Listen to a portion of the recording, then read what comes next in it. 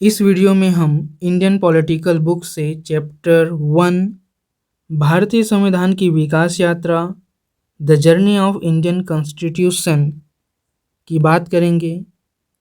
चलिए स्टार्ट करते हैं।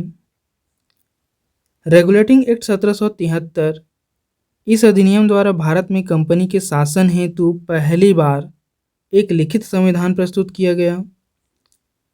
इस अधिनियम द्वारा भारत में कंपनी के प्रशासन पर ब्रिटिश संसदीय नियंत्रण की शुरुआत हुई।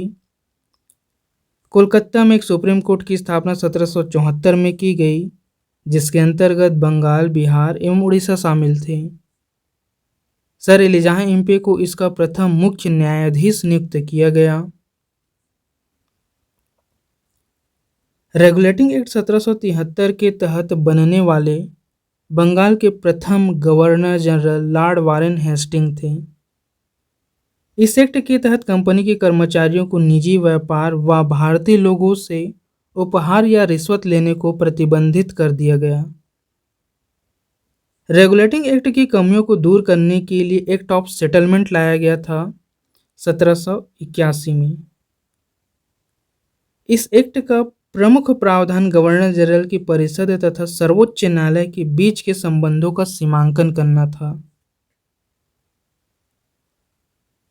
एक्ट ऑफ सेटलमेंट 1781 द्वारा सर्वोच्च न्यायालय पर यह रोक लगा दी गई कि वह कंपनी के कर्मचारियों के विरुद्ध कार्रवाई नहीं कर सकता जो उन्होंने एक सरकारी अधिकारी की हैसियत से की हो। अगला है Pitt's India act 1784। Pitt's India act को ब्रिटिश संसद में तत्कालीन प्रधानमंत्री विलियम पिट द्वारा प्रस्तुत किया गया था। इस अधिनियम द्वारा निदेशक मंडल कोर्ट ऑफ डायरेक्टर्स को कंपनी के व्यापारिक मामलों का अधीक्षण मिला तथा राजनीतिक मामलों के प्रबंधन के लिए नियंत्रण बोर्ड ऑफ कंट्रोल नाम से एक नए निकाय का गठन किया गया। इस अधिनियम द्वारा भारत में कंपनी के अधीन क्षेत्रों को सर्वप्रथम ब्रिटिश आधिपत्य क्षेत्र कहा गया तथा ब्रिटिश सरकार को भारत में कंपनी तथा प्रशासन संबंधी कार्यों पर पूर्ण नियंत्रण प्रदान किया गया। अगला है चार्टर अधिनियम 1813। चार्टर अधिनियम 1813 द्वारा कंपनी के अधिकार पत्र को 20 वर्षों के लिए बढ़ा दिया गया। कंपनी के भारत के साथ व्यापार करने के अधिकार को बहुत हद तक समाप्त कर दिया गया। कंपनी का चीन और चाय के साथ व्यापार पर एक का अधिकार बरकरार रखा गया। चार्टर अधिनियम 1813 द्वारा ईसाई मिशनरियों को भारत में धर्म प्रचार की अनुमति दी गई। इस अधिनियम के तहत पहली बार भारत में ब्रिटिश क्षेत्र की संवैधानिक स्थिति को स्पष्ट रूप से परिभाषित किया गया। इस अधिनियम द्वारा शिक्षा पर प्रतिवर्ष 1 लाख रुपए खर्च करने का प्रावधान किया गया। चार्टर अधिनियम 1833 की बात करते हैं। इस अधिनियम द्वारा कंपनी के व्यापारिक अधिकार पूर्णतः समाप्त कर दिए गए तथा अब कंपनी का कार्य ब्रिटिश सरकार की ओर से केवल भारत पर शासन करना था। चार्टर अधिनियम 1833 द्वारा बंगाल के गवर्नर जनरल को भारत का गवर्नर जनरल कहा जाने लगा। इस अधिनियम द्वारा भारत का प्रथम गवर्नर जनरल लॉर्ड विलियम बेटिक बना। चार्टर अधिनियम 1833 द्वारा गवर्नर जनरल को संपूर्ण देश के लिए एक ही बजट तैयार करने का अधिकार दिया गया।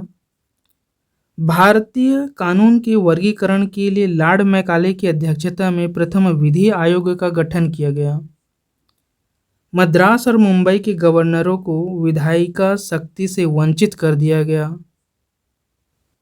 चार्टर अधिनियम 1853 द्वारा भारत के गवर्नर जनरल को पूरे ब्रिटिश भारत में विधि निर्माण का एक अधिकार प्रदान किया गया। इसके अंतर्गत पहले बनाए गए कानूनों को नियामक कानून कहा गया और नए कानून के तहत बने कानूनों को एक्ट या अधिनियम कहा गया। चार्टर अधिनियम 1833 द्वारा भारत में दास प्रथा को गैर कानूनी घोषित किया गया।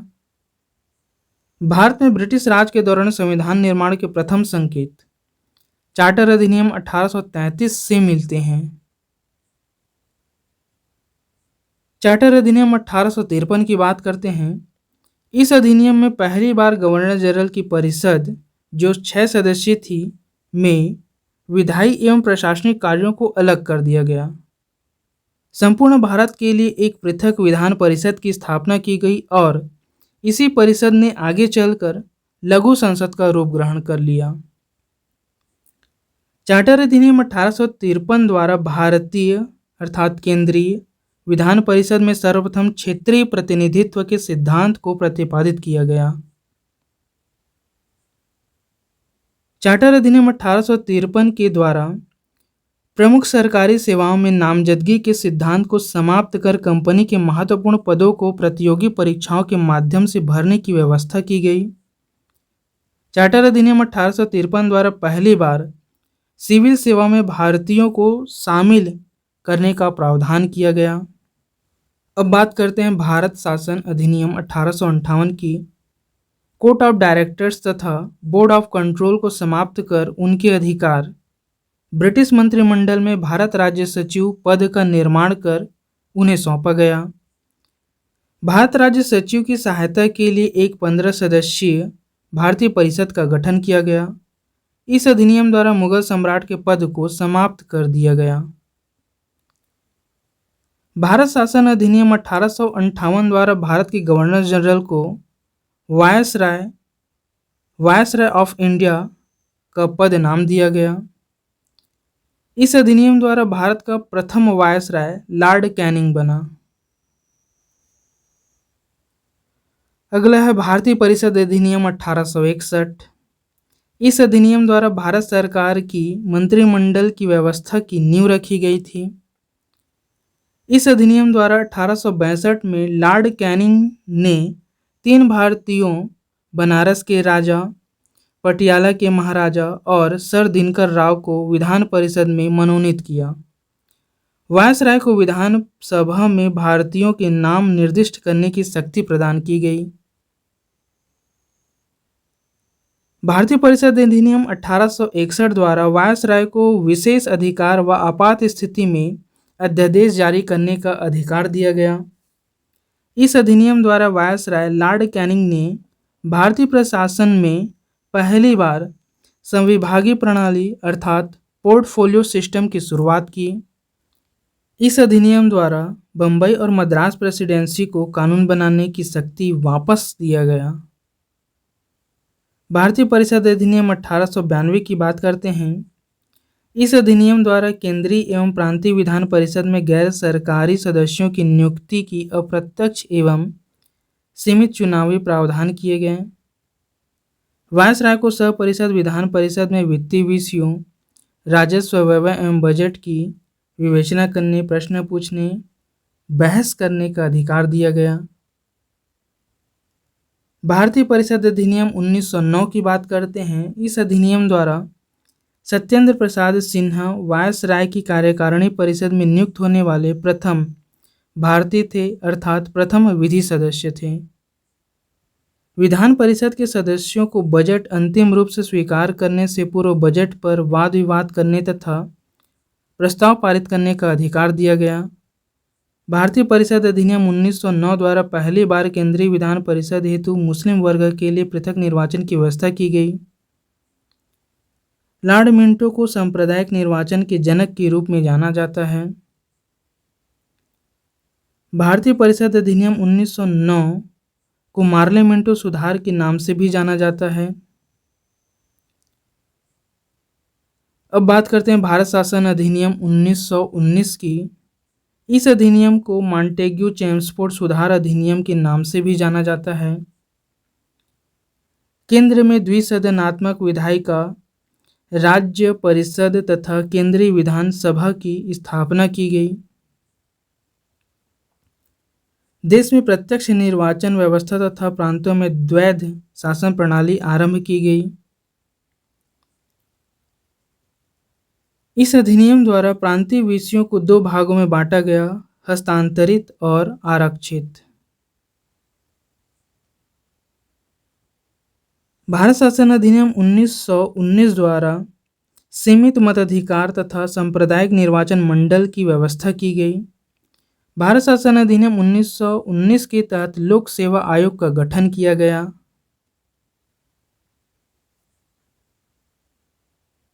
इस अधिनियम द्वारा पहली बार केंद्रीय बजट को राज्य बजट से अलग कर दिया गया। भारत शासन अधिनियम 1919 के तहत पहली बार भारत में महिलाओं को मत देने का अधिकार प्रदान किया गया।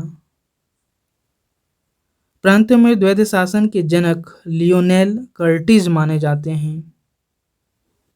भारत शासन अधिनियम 1919 के सुधारों की समीक्षा के लिए सर जॉन साइमन के नेतृत्व में 7 सदस्यीय साइमन आयोग का गठन किया गया।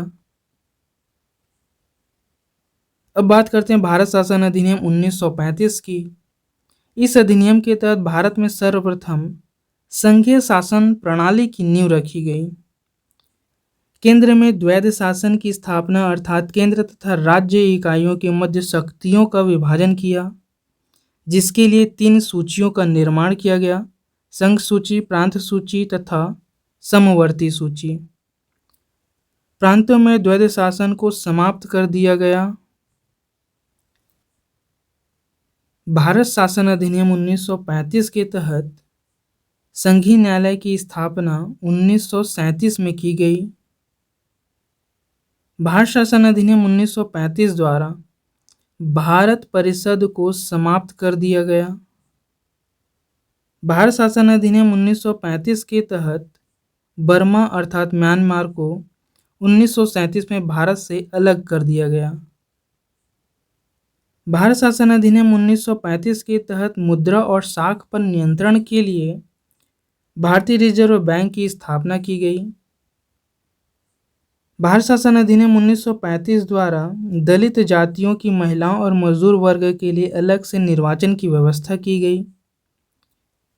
भारत शासन अधिनियम द्वारा लगभग 10% जनसंख्या को मत का अधिकार प्राप्त हुआ। भारत शासन अधिनियम 1935 द्वारा फेडरल लोक सेवा आयोग, प्रांतीय सेवा आयोग और 2 या 2 से अधिक राज्यों के लिए संयुक्त सेवा आयोग की स्थापना की गई। अब बात करते हैं कैबिनेट मिशन 1946 की। भारत की राजनीतिक समस्या के समाधान के लिए ब्रिटिश सरकार द्वारा कैबिनेट मिशन भारत भेजा गया। इस मिशन में ब्रिटिश मंत्रिमंडल के 3 सदस्य थे: Lord Pethick Lawrence, Sir Stafford Cripps और A.V. अलेक्जेंडर। इस मिशन के तहत ब्रिटिश भारत और देशी रियासतों को मिलाकर एक भारतीय संघ का गठन किया जाएगा।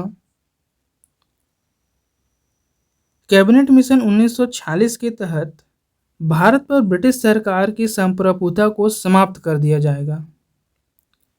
भारतीय रियासतों को यह छूट होगी कि वह संघ में सम्मिलित हो या स्वतंत्र रहें। अब बात करते हैं बाल्कन प्लान या डिकी बर्ड प्लान या एस्मा प्लान 1947 की। माउंटबेटन ने भारत की आज़ादी के लिए डिकी बर्ड प्लान तैयार किया था। इस योजना को जनरल सर हेस्टिंग्स इस्मा, सर जॉर्ज एबेल और लॉर्ड माउंटबेटन की एक समिति द्वारा तैयार की गई थी। यह योजना दिल्ली में प्रांतीय गवर्नरों की असेंबली के सम्मुख हेस्टिंग्स इस्मा द्वारा प्रस्तुत की गई, इसलिए इसे इस्मा योजना भी कहा जाता है। इस योजना में यह प्रावधान था कि सत्ता का हस्तांतरण पृथक पृथक प्रांतों को किया जाए एवं उन्हें छूट होगी कि वह भारत में सम्मिलित होना चाहते हैं या पाकिस्तान में, या फिर अपना स्वतंत्र अस्तित्व बनाए रखना चाहते हैं। इस योजना का विवरण माउंटबेटन ने जवाहरलाल नेहरू के सामने रखा था, जिसे उन्होंने अस्वीकार कर बताया कि यह योजना भारत के बाल्कनीकरण को आमंत्रित करेगी और संघर्ष एवं हिंसा को भड़काएगी। अतः इस योजना को बाल्कन प्लान भी कहा जाता है। अब बात करते हैं भारतीय स्वतंत्रता अधिनियम 1947 की। इस अधिनियम द्वारा माउंटबेटन योजना को वैधानिक रूप दिया गया। नए संविधान का निर्माण होने तक दोनों राज्यों का प्रशासन भारत सरकार अधिनियम 1935 के अनुसार चलाया जाएगा। इस अधिनियम के तहत भारत सचिव का पद समाप्त करके उसके स्थान पर राष्ट्रमंडल के सचिव की नियुक्ति की जाएगी। इस अधिनियम के तहत 15 अगस्त 1947 ईस्वी को भारत और पाकिस्तान नामक दो अधिराज्य बना दिए जाएंगे और ब्रिटिश सरकार उनको सत्ता सौंप देगी तथा सत्ता का उत्तरदायित्व दोनों अधिराज्यों की संविधान सभा को सौंपा जाएगा। भारत के स्वतंत्रता पूर्व गठित अंतरिम मंत्रिमंडल 1946 और स्वतंत्र भारत का पहला मंत्रिमंडल 1947 में चुने गए सदस्य और उनको सौंपे गए विभाग के बारे में बात करेंगे। सबसे पहले हम स्वतंत्रता पूर्व गठित अंतरिम मंत्रिमंडल 1946 में चुने गए सदस्य और उनको सौंपे गए विभाग की बात करते हैं। पंडित जवाहरलाल नेहरू को राष्ट्रमंडल संबंध तथा विदेशी मामले का विभाग दिया गया था। सरदार वल्लभ भाई पटेल को गृह सूचना एवं प्रसारण मंत्रालय का विभाग दिया गया था। सरदार बलदेव सिंह को रक्षा विभाग दिया गया था। जान मथाई को उद्योग एवं नागरिक आपूर्ति का विभाग दिया गया था। जगजीवन राम को श्रम विभाग दिया गया था। C.H. भाभा को कार्य खान एवं ऊर्जा मंत्रालय दिया गया था। डॉक्टर राजेंद्र प्रसाद को खाद्य एवं कृषि विभाग दिया गया था। आशफ अली को रेलवे एवं परिवहन विभाग दिया गया था। सी राजगोपालाचारी को शिक्षा एवं कला का विभाग दिया गया था। I. चुंदरीगर को वाणिज्य विभाग दिया गया था। लियाकत अली खां को वित्त विभाग दिया गया था।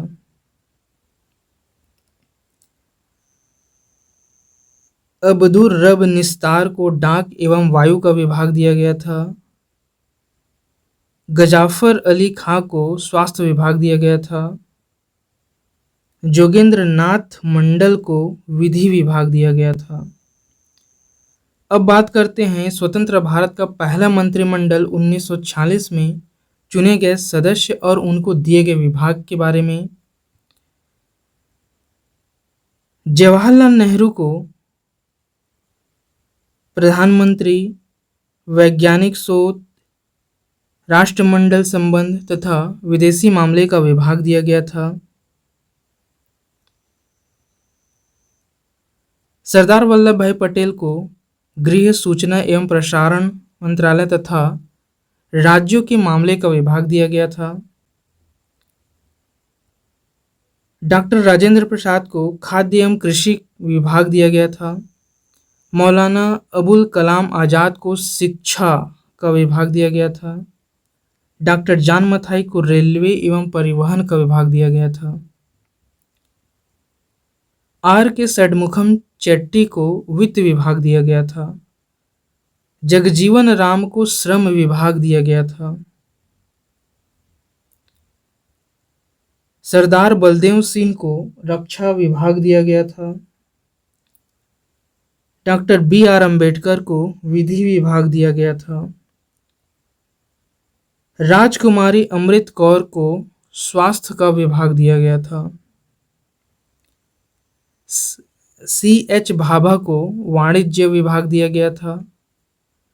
रफ़ी अहमद किदवई को संचार का विभाग दिया गया था। डॉक्टर श्यामा प्रसाद मुखर्जी को उद्योग एवं आपूर्ति का विभाग दिया गया था तथा V.N.